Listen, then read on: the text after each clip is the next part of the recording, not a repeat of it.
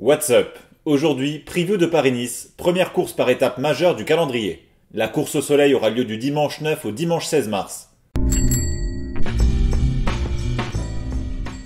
L'an dernier, Matteo Jorgensen a remporté sa première course World Tour d'une semaine, au terme d'une très belle opposition avec Remco Evenepoel et Brandon McNulty, qui a perdu le maillot de leader le dernier jour.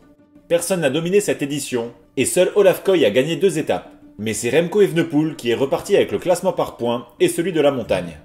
Sur Paris-Nice, le record de victoire appartient à Sean Kelly, avec 7 classements finaux.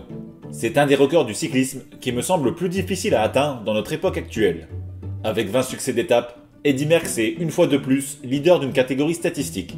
Je vous laisse mettre sur pause si vous souhaitez regarder en détail les 10 derniers vainqueurs de l'épreuve.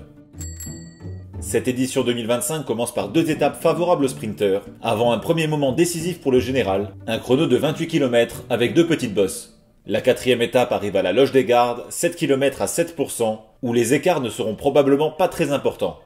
L'étape suivante est une étape pour les pure punchers, avec des murs qui s'enchaînent dans le final. Un coup de moins bien sur cette journée, et un coureur perdra toute ambition au général. Les sprinters auront une dernière occasion de s'expliquer sur l'étape 5. La montée d'Oro n'est pas plus dure que l'ascension finale de la 4e étape, mais elle sera précédée de la Colmiane. La dernière étape autour de Nice propose un parcours classique avec 4 cols et sera décisive pour le général. Toutes les équipes World Tour sont alignées au départ. En revanche, Lotto et Israel Première Tech ont refusé leur invitation. Uno X, Tudor, Total Energy et Cara Rural profitent ainsi des places libérées. Quand Tadej Pogacar n'est pas là, Jonas Vingegaard est évidemment le grand favori. Joao Almeida, Jorgensen, Ben O'Connor, Matthias Kielmose, Thymen Arensman ou Alexandre Vlasov, autant de coureurs qui peuvent viser le podium grâce à leur capacité en montagne et en chrono.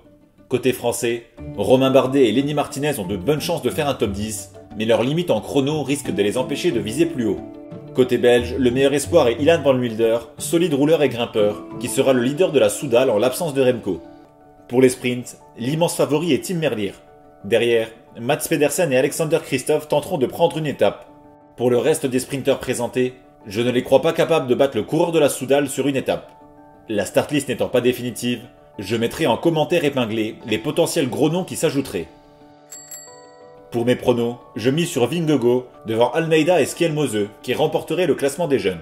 Je vois Merlier remporter les 3 sprints et le classement par points. Pour le classement de la montagne, j'avoue que je ne savais pas sur qui miser, parce qu'au vu du profil, le maillot peut aussi bien aller à un baroudeur qu'à un leader. Je mets donc une petite pièce sur Nelson Powless, un attaquant qui passe très bien l'école. J'attends vos pronostics en commentaire, et on se retrouve dès demain sur cette chaîne pour la preview de Tirreno Adriatico, la 3e preview en 3 jours.